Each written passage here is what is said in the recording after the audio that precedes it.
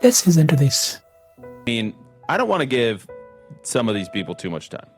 It's not my job to do that. But you have been tremendous, I think, in the aftermath of Charlie's assassination and some of the conspiracy theories that have been spreading.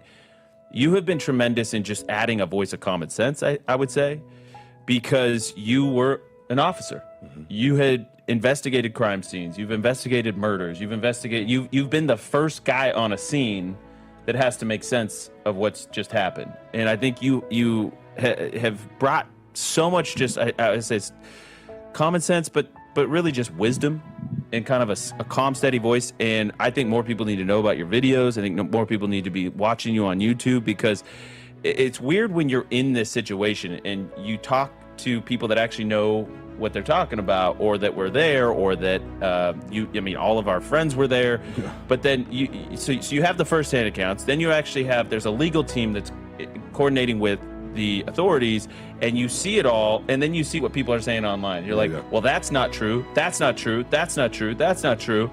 And and then we're in a position where, we it's an ongoing investigation. There's only so much we can say. There's things that could be said and used against us in the court of law if we say certain things. But you've been tremendous, and I just wanted to say thank you for that. And from that vantage point, tell us kind of what you're seeing. What are some of the common mistakes that people are making, and kind of as they're processing this? And I just want to say one last thing, and then I'm throwing it to you. I do have a lot of grace because a lot of people out there are not investigators. They don't have a law enforcement background, and they love Charlie, and they want to get truth. They want to get justice. So I do have a lot of grace. I understand why there's distrust, but please, the floor is yours. Well, thank you so much for saying that. This stuff is very simple. All you have to do is have some type of experience like I do. I was trained on investigating. I investigated crimes myself. I testified in court. And you have that, plus you have wisdom, and you're reasonable, and you believe in God. So then you have godly wisdom in how you should articulate or put out information or disseminate information to the people that God is giving you that follows you.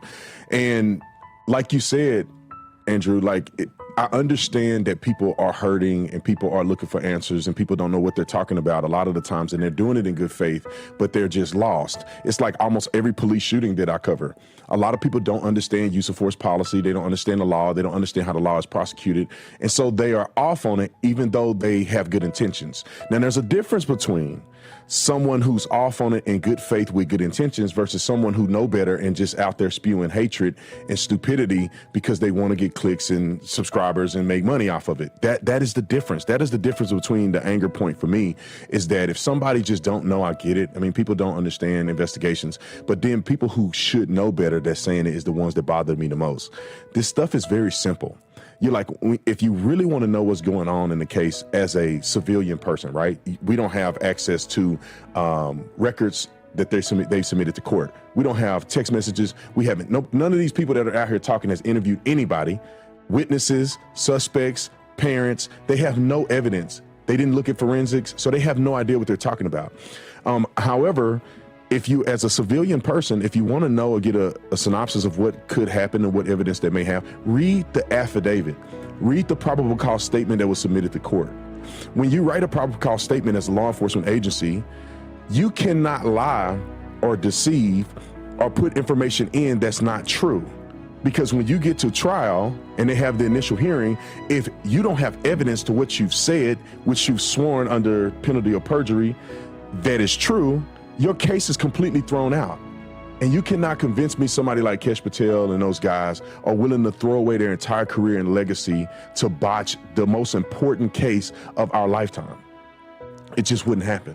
Yeah, Can I ask you, go ahead. In cases you've covered or worked on directly or covered, I know you mentioned police, and you have covered so many use of force cases, which is another example where misinformation comes up so many times and people believe they're, choose your own narrative, it almost comes to. Have you ever seen a case where a father turned his own son into law enforcement like this? Because I've been scratching my brain, and that's really not something you see a lot. Yeah, I've never Now, it could be possible, depending on if the father was involved in something, all of that stuff. But in this case, that's not the case, right? This is not a lover's triangle or something weird situation where the dad is involved in the crime. This is a mom who identified. You got to think the FBI didn't catch him initially. They didn't know who he was. Right, so for 33 hours, Tyler Robinson is on the loose. He's on the loose. And they have these images that come out. Up. And they're getting tips online, too. People don't understand that. They got 10,000 tips or something like that, which they followed up on. But he's online. He's out there, and they haven't identified him yet. His mother identifies him. She confirms with his father that it's him. The father convinces him to turn himself in. They communicate with the deputy sheriff, a neighbor, who coordinated him to turn himself in without, obviously, the SWAT team coming to his house and doing a dynamic entry. So I find it to be unreasonable to believe that somehow his dad is want to get him the death penalty. For what reason? When you turn your son in knowing that he committed a crime such as this, which is an assassination, an intentional murder, he premeditated it, and he did it for political reasons. When you say, I'm going to turn my son into the authorities, you are turning him in knowing he can get the death penalty. Mm-hmm. No father would do that unless they are pretty confident that their son has done this. Now, according to the FBI, he actually confessed to his parents that he did it. Now, there's a difference between a confession and pleading not guilty in the court of law. A person can confess to their parents, but you can plead not guilty because you want to not end up getting a death penalty. So in my opinion, I think the fight is not whether he's guilty or not.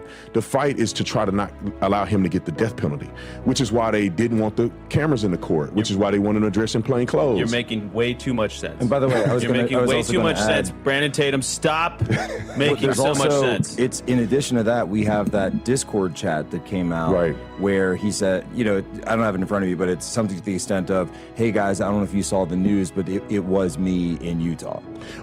They had 20 people on that Discord chat, which the FBI is investigating all 20 of them. And the thing is, people don't understand. People don't understand forensics, right? There's a forensic extraction of all the content on Discord, from his communication with him, with that chat and every chat he's been on, and all 20 people in every chat that they've been on. Also, the electronic communication between him and his boyfriend or girlfriend or whatever it's a boy, the transgender person. The communication that people don't have access to because they showed a synopsis, but they have extracted all the content from his phone and the other guy's phone in the relationship. And also, I know that so some people that have never investigated anything, and they say, well, it's kind of confusing the way he's communicating with the transgender person. But unless you have evidence of how he communicates in his other text communication, you cannot make a true judgment on whether or not it's suspicious, him using the word vehicle and different things of that nature. Well, and not only that, but you're talking forensics, but that would also go. My experience is more OCONUS, right? Because as an intel officer, but it's a lot of the same metadata, the same electronic collection that we'd be using. So they could track his cell phone, and if he had gone to that, and there's this new witness that's come out that said they spotted someone on that roof. I think it was a week prior, and of course they're going to do with that cell phone, track the forensics. Okay, did he go a week prior? Was that him? They made a statement in the affidavit that they submitted to the court that he did. They found on his phone searches and Google Maps searches of that university. Yep. And they can tell if he's searching that, is how much time he spends on the site. And all of those things are part of the investigation. If people would just let them do their job. And if in the court of law with cross-examination, they're not doing their job properly, then let's go after, them and judge them on that. All right. TPUSA has a lot of problems. Let's listen to this. One thing is you can tell is that the public is not happy with the TPUSA. And anything regarding Charlie Kirk and his death has brought a lot of issues. And when you see people like Candace Owens and others who are questioning the official narrative as conspiracists, theorists, yet they're not giving facts. You end up questioning, are these people Charlie Kirk friends or enemies? Officer Tatum went yesterday on a TPUSA platform, and he tried to tarnish the name of Candace Owens and others who are questioning the official narrative, like James Lee and others. And what I noted is, if you look at the comment section, everyone or majority were not happy with this, and they kept bashing them. Why?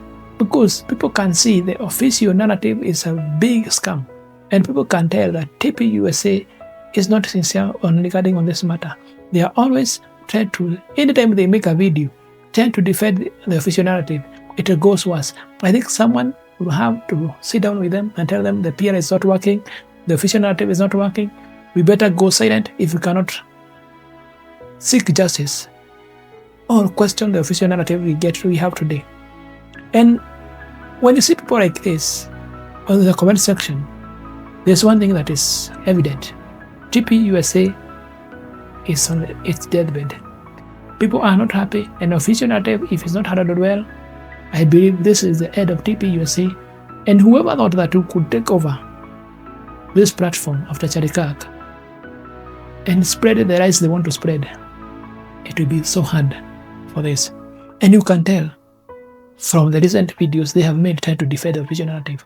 It's clear and perfect that people are pissed off and they're not ready to buy TPUSA fake narratives.